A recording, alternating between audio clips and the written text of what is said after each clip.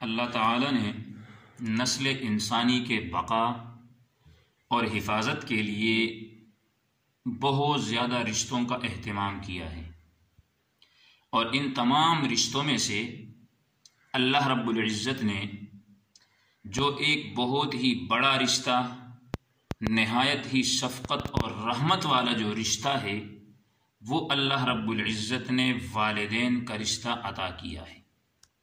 اور والدین میں سے پھر اللہ رب العزت نے ماں کو بہت بڑا مقام اور مرتبہ دیا ہے، جس کے بارے میں قرآن مجید میں اللہ رب العزت نے فرمایا کہ وَوَصَّيْنَا الْإِنسَانَ بِوَالِدَيْهِ إِحْسَانًا حَمَلَتْهُ أُمُّهُ كُرْهًا وَوَضَعَتْهُ كُرْهًا وَحَمْلُهُ وَفِصَالُهُ 30 شهرًا، کہ ماں کا اتنا مقام اور مرتبہ ہے کہ اللہ رب العزت نے فرمایا کہ میں نے انسان کے لیے وصیت کی ہے والدین کے ساتھ حسن سلوک کی، اس لیے کہ اس کی جو ماں ہے حملتہ امہ کرہا، کہ اس کی ماں نے 9 مہینے تک اسے اپنے پیٹ میں اٹھا کر انتہائی تکلیف برداشت کی۔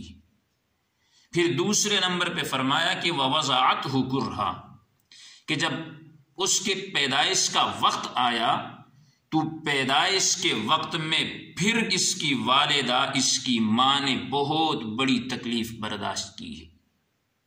تیسرے نمبر پہ فرمایا کہ وَحَمْلُهُ وَفِصَالُهُ 30 شهرًا، پھر اس کے بعد دودھ پلانے کی جب مدت آئی، ماں خود بھوکی رہتی تھی لیکن بچے کے لیے غذا کا اہتمام کرتی تھی۔ اس دوران سردیوں کی راتیں ہوتی تھی، بچہ پیشاب کرتا، بستر گیلا ہو جاتا، ماں اس گیلے بستر پر لیٹ کر بچے کو خشک جگہ پہ سلاتی تھی۔ کسی موقع پر بھی وہ یہ برداشت نہیں کرتی کہ میرے بچے کو کوئی تکلیف پہنچے۔ کسی موقع پر وہ یہ خود کو تو تکلیف میں ڈالنا برداشت کر لیتی تھی، لیکن اپنے اس ننھے سے بچے کو تکلیف کے اندر ڈالنا برداشت نہیں کرتی تھی۔ اس لیے اللہ رب العزت نے فرمایا کہ ماں اور باپ کا جو مقام ہے یہ بہت بڑا ہے۔ اللہ رب العزت نے انسان کو سب سے پہلے اپنی عبادت کا حکم دیا ہے کہ وَقَضَىٰ رَبُّكَ أَلَّا تَعْبُدُوا إِلَّا إِيَّاهُ، کہ جب بھی تو عبادت کرے تو عبادت جو ہے تیری یہ خالص اللہ رب العزت کی ہو۔ وَقَضَىٰ رَبُّكَ أَلَّا تَعْبُدُوا إِلَّا إِيَّاهُ وَبِالْوَالِدَيْنِ إِحْسَانًا، اور دوسری چیز یہ ہے کہ والدین کے ساتھ جب تو کرے تو حسن سلوک کرے، ان کے ساتھ اچھائی کرے۔ بڑھاپے کی حالت میں جب وہ پہنچے تو اس صورت کے اندر اپنے بازوؤں کو رحمت کے طور پہ ان کے سامنے بچھا دے۔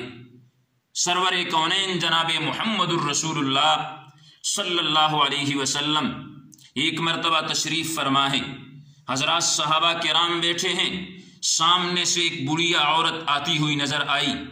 جیسے ہی وہ عورت سامنے آتی ہے تو جناب محمد الرسول اللہ صلی اللہ علیہ وسلم اس عورت کے استقبال کے لیے کھڑے ہو جاتے ہیں، اپنی کملی والی چادر اٹھا کر نیچے بچھا دیتے ہیں۔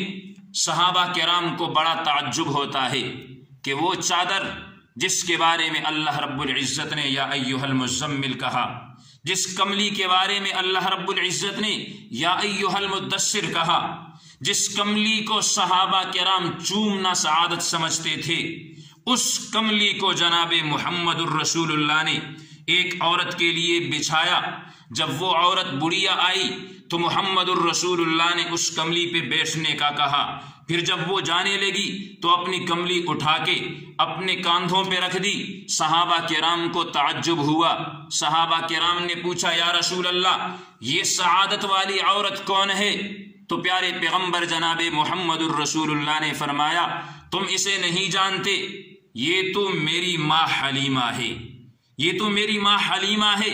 تو میرے محمد نے رضاعی ماں کا احترام کر کے بتا دیا ہے کہ دنیا کے اندر اگر کامیابی چاہتے ہو، دنیا کے اندر اگر تم رب کی رضا چاہتے ہو تو تمہیں اپنے والدہ کی قدر کرنی ہوگی، تمہیں اپنی ماں کا احترام کرنا ہوگا، تمہیں اپنی ماں کا ادب کرنا ہوگا، وگرنہ خدا کی قسم ایک صحابی رسول جو انسانوں میں سے بہترین انسان ہے، یہ واقعہ سناتے ہوئے رونگٹے کھڑے ہو جاتے ہیں۔ حضرت علقمہ رضی اللہ تعالی عنہ جناب محمد الرسول اللہ کے صحابی ہے، ان کا آخری وقت ہے، موت قریب ہے، موت کا فرشتہ آنے والا ہے، ساتھ بیٹھنے والے حضرت علقمہ کو کلمہ پڑھا رہے ہیں، لیکن علقمہ کی زبان سے کلمہ جاری نہیں ہوتا، وہ پڑھنے کی کوشش کرتے ہیں لیکن زبان سے کلمہ نہیں نکل رہا۔ ساتھ پڑھانے والے جناب محمد الرسول اللہ کی خدمت میں آئے اور آ کر عرض کیا کہ یا رسول اللہ، علقمہ مرنے والا ہے، موت کا وقت قریب ہے، کلمہ شہادت زبان سے نہیں نکل رہا۔ تو جناب محمد الرسول اللہ نے حضرت عمار بن یاسر، حضرت بلال، حضرت صہیب، ان صحابہ کو بھیجا کہ جا کر علقمہ کو کلمہ پڑھائیے۔ جب یہ صحابہ حضرت علقمہ کے پاس آئے، انہوں نے کوشش کی، کلمہ پڑھانا چاہا، لیکن حضرت علقمہ کی زبان پر کلمہ جاری نہیں ہوتا۔ ماں کی نافرمانی کرنے والوں، ماں کی قدر نہ کرنے والوں، ماں کا ادب اور احترام نہ کرنے والوں، ذرا اس واقعہ کو دل کی کھڑکیاں کھول کے سننا کہ بہترین آدمی نبی کا صحابی ہے لیکن زبان پہ کلمہ نہیں جاری ہوا۔ تو جناب محمد الرسول اللہ نے پوچھا کہ کیا علقمہ کے ماں باپ میں سے کوئی زندہ ہے؟ تو جواب دینے والے نے جواب دیا کہ ہاں جی، علقمہ کی والدہ موجود ہے۔ تو محمد الرسول اللہ خود حضرت علقمہ کی والدہ کے پاس تشریف لے گئے اور جا کر ان سے کہا کہ کیا تو علقمہ سے ناراض تو نہیں ہے؟ تو حضرت علقمہ کی والدہ کہنے لگی کہ جی ہاں، میں اس سے ناراض ہوں۔ تو محمد الرسول اللہ کہنے لگے اس سے راضی ہو جاؤ، یہی تیرا ناراض ہونے کی وجہ سے آج علقمہ کی زبان پر کلمہ جاری نہیں ہو رہا۔ حضرت علقمہ رضی اللہ تعالی عنہ موت کی کشمکش کے اندر ہے، صحابی رسول ہے، لیکن ماں ناراض ہے میرے بھائی، ان کے زبان سے کلمہ نہیں جاری ہو رہا، کلمہ نہیں نصیب ہو رہا۔ تو محمد الرسول اللہ نے ان کی والدہ کو راضی کرنے کی کوشش کی، لیکن وہ اپنی بات پہ اڑی رہی کہ میں تو علقمہ سے راضی نہیں ہوں گی۔ تو جناب محمد الرسول اللہ نے حضرت بلال سے کہا کہ جاؤ، جا کے لکڑیاں جمع کر کے لاؤ، جاؤ لکڑیاں جمع کر کے لاؤ تاکہ۔ تو حضرت علقمہ کی والدہ نے پوچھا کہ آپ لکڑیوں کا کیا کریں گے؟ تو محمد الرسول اللہ صلی اللہ علیہ وسلم کہنے لگے کہ میں ان لکڑیوں کے اندر حضرت علقمہ کو پھینک دوں گا، انہیں آگ لگا دوں گا تاکہ میں علقمہ کو جلا دوں۔ تو فوراً جو ماں کی ممتا تھی، جو ماں کی محبت تھی، جو ماں کی الفت تھی، وہ جاگ اٹھی۔ حضرت علقمہ کی والدہ کہنے لگی کہ پیارے پیغمبر، آپ میرے بیٹے کو نہیں جلا سکتے۔ ماں کی ممتا یہ برداشت نہیں کر سکتی کہ اس کی آنکھوں کے سامنے اس کے بیٹے کو آگ میں ڈالا جائے، وہ یہ برداشت نہیں کر سکتی کہ اس کی آنکھوں کے سامنے اس کے لخت جگر کو دہکتی ہوئی شعلوں کے اندر ڈالا جائے۔ تو محمد الرسول اللہ صلی اللہ علیہ وسلم نے کہا کہ علقمہ کی والدہ، اگر تو یہ برداشت نہیں کر سکتی کہ دنیا کی آگ تیرے بیٹے کے قریب جائے، دنیا کی آگ تیرے بیٹے کو چھو سکے، اگر تو نے اس کو معاف نہیں کیا تو قیامت کے دن وہ جہنم کی آگ میں جلے گا جو دنیا کی آگ سے کئی گنا بڑی ہے۔ تو حضرت علقمہ کی والدہ نے کہا کہ میں نے علقمہ کو معاف کر دیا۔ ان کی زبان سے یہ الفاظ نکلنے والے تھے کہ میں نے علقمہ کو معاف کر دیا ہے، رب محمد کی قسم، ماں کو اللہ نے وہ مقام دیا، ماں کو اللہ نے وہ مرتبہ دیا کہ علقمہ کی والدہ کی زبان سے نکلنا تھا کہ میں نے علقمہ کو معاف کر دیا ہے۔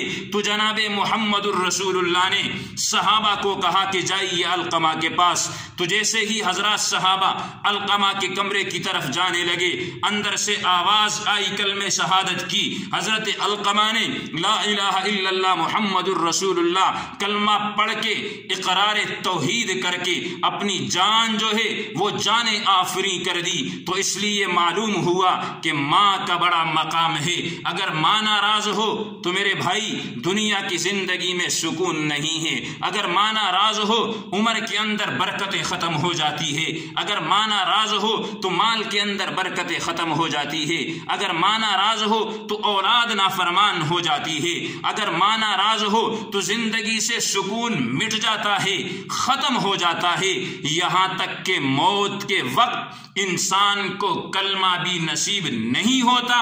تو اس لیے والدین دونوں کا مقام اور مرتبہ لازم ہے۔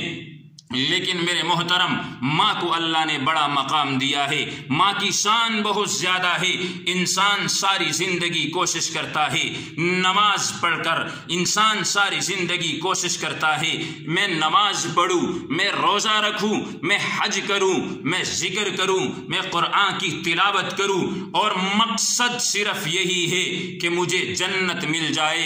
لیکن جناب محمد الرسول اللہ نے فرمایا کہ جنت میں اگر جانا چاہتے ہو تو محمد تمہیں جنت میں جانے کا راستہ بتا دیتا ہے، اور وہ راستہ یہی ہے کہ الجنت تحت اقدام الامہات، الجنت تحت اقدام الامہات، الجنت تحت اقدام الامہات، کہ اللہ رب العزت نے جنت کو اٹھا کے ماں کے قدموں کے نیچے رکھ دیا ہے۔